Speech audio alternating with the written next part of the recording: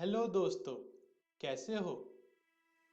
पिछली दो वीडियोस में हमने आपकी क्लास 10th का इंग्लिश का दूसरा चैप्टर जिसका नाम है Nelson Mandela long walk to freedom वो पढ़ा था, जो आपकी इंग्लिश की ही बुक फर्स्ट फ्लाइट का है। दोस्तों, क्या आप सबको याद है कि हमने पिछली दो वीडियोस में ये चैप्टर कहाँ तक पढ़ लिया है और इसके बारे में क्या क्या पढ़ा है?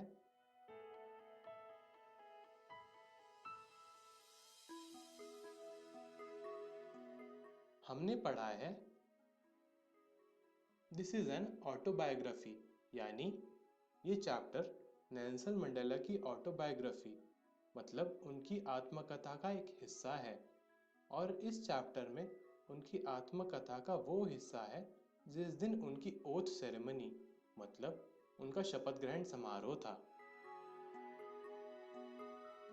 अबाउट नेल्सन मंडेला मतलब हमने नेल्सन मंडेला के बारे में कुछ बहुत ही इम्पोर्टेंट यानी कुछ बहुत ही ज़रूरी चीज़ें जानी थी, जैसे कि वो साउथ अफ्रीका के पहले ऐसे राष्ट्रपति थे जिनका रंग गोरा नहीं था। वो 30 साल जेल में भी बिता चुके थे। हमने और भी कई बातें जानी थी। ओथ सेरेमनी डे मतलब शपथ ग्रहण समारोह के दिन क्या क्या हुआ और उस दिन नेल्सन मंडेला के दिमाग में क्या क्या ख्याल आ रहे थे। आफ्टर ओथ सेरेमनी मतलब शपथ ग्रहण समारोह के बाद क्या हुआ। दोस्तों, आपको याद होगा शपथ ग्रहण समारोह के बाद नेल्सन मंडेला और उनकी पार्टी को सलामी दी जा रही थी एयरफोर्स के द्वारा और जवानों के द्वारा। इनॉग्रेशन डेज थॉट मतलब जिस दिन नेल्सन मंडेला का पहला दिन था काम करने के लिए, उनके दिमाग में और उनके मन में क्या क्या ख्याल आ रहे थे। दोस्तों, आगे की कहानी हम इस वीडियो में पढ़ेंगे, तो आइए देखते हैं हम इस वीडियो में क्या क्या पढ़ेंगे, क्या क्या सीखेंगे। Thoughts in mind of Nelson Mandela मतलब नेल्सन मंडेला के मन में, उनके दिमाग में क्या क्या ख्याल आ रहे थे, क्या क्या थॉट्स आ रहे थे। दोस्तों, आगे की कहानी उन्होंने कुछ इस तरह लिखी है कि हर व्यक्ति, हर आदमी के जीवन में दो ऑब्लिगेशंस यानी दो कर्तव्य होते हैं। पहला उसके परिवार के प्रति कि वो अच्छा पति, अच्छा पिता, अच्छा बेटा बन के दिखाए, और दूसरा उसकी कम्युनिटी यानी उसके समुदाय के प्रति, उसके देश के प्रति और उसके देश के लोगों के प्रति होती है। लेकिन साउथ अफ्रीका जैसी कंट्री मतलब साउथ अफ्रीका जैसे देश में जिस इंसान का रंग मेरी तरह काला हो और वो पिछड़ी जाति का हो, तो उसके लिए इम्पॉसिबल यानी बहुत असंभव है कि वो नॉर्मल ज़िंदगी बिता सके। उसके साथ हमेशा ही डिस्क्रिमिनेशन यानी भेदभाव होता रहता है, फिर चाहे वो जाति को लेकर हो या रंग को लेकर हो। उसके लिए बहुत ही मुश्किल होता है कि वो अपने परिवार और अपने देश के बीच बैलेंस बना सके यानी संतुलन बना सके। शुरुआत में तो मैंने भी संतुलन बनाने की पूरी कोशिश की थी, लेकिन जब मैंने ध्यान दिया तो पता चला कि मेरे से भी संतुलन बन नहीं पा रहा है।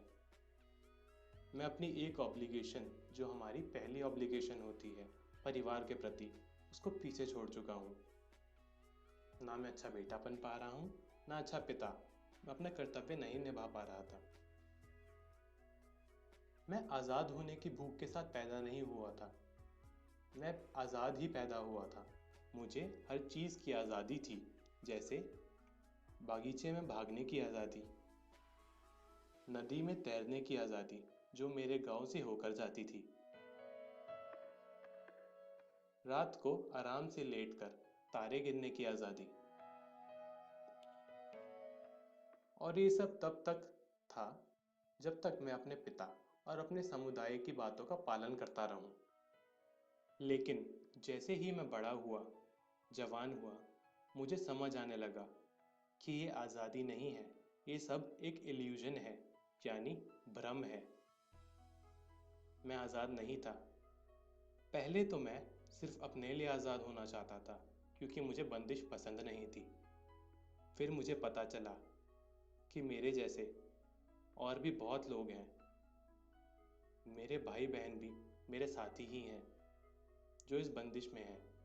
वो भी आज़ाद होना चाहते हैं। उस वक्त मेरे को समझ आया, और उस वक्त की ही बात है जब मैंने राजनीतिक पार्टी ज्वाइन करी जिसका नाम था अफ्रीकन नेशनल कांग्रेस। फिर ये एक जुनून बन गया कि मुझे सबको आज़ाद करना है। सबके साथ मिलकर गोरे लोगों के खिलाफ आज़ादी की लड़ाई लड़नी है। और इस लड़ाई के चलते मैं एक ऐसा इंसान बन चुका था जो रूल्स मतलब नियमों का पालन नहीं करता था। फैमिली लविंग मैन यानी परिवार से प्रेम करने वाला व्यक्ति एक सन्यासी बन चुका था। मेरा मानना है जो भी लोग भेदभाव करते हैं वो सभी कैदी हैं, नफरत के, नैरो माइंडेडनेस के। दोस्तों, नैरो माइंडेडनेस मतलब छोटे दिमाग यानी छोटी सोच के। दोस्तों, ये कहानी यहीं ख़त्म होती है। तो आज की इस वीडियो में हमने क्या पढ़ा? हमने पढ़ा नेल्सन मंडेला के दिमाग में क्या क्या ख्याल आ रहे थे, और उनके दिमाग में ये ख्याल आए कि हर व्यक्ति, हर आदमी के जीवन में दो ऑब्लिगेशंस होती हैं। पहली उसके परिवार के प्रति और दूसरी उसके देश के प्रति। साउथ अफ्रीका जैसे देश में ये दोनों ऑब्लिगेशंस का बैलेंस बनाना बहुत ही डिफ़िकल्ट यानी बहुत ही मुश्किल है। जब तक वो छोटे थे तब तक उनको ये लगता था कि वो आज़ाद हैं, उनको हर चीज़ की आज़ादी है। लेकिन जैसे ही वो बड़े हुए, जवान हुए, तब उनको समझ आया कि ये आज़ादी एक इल्यूशन यानी एक भ्रम है, वो आज़ाद नहीं थे। उसके बाद उन्होंने African national Congress party join करी, और उनका कहना था कि ये जो लोग भी भेदभाव करते हैं वो कैदी हैं, नफ़रत के और नैरो माइंडेडनेस के।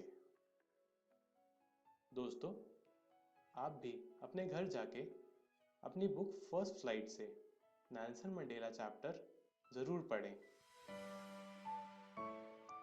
अगली वीडियो में हम कुछ प्रैक्टिस क्वेश्चंस जो बहुत ही इम्पोर्टेंट, बहुत ही ज़रूरी होंगे, वो पढ़ेंगे।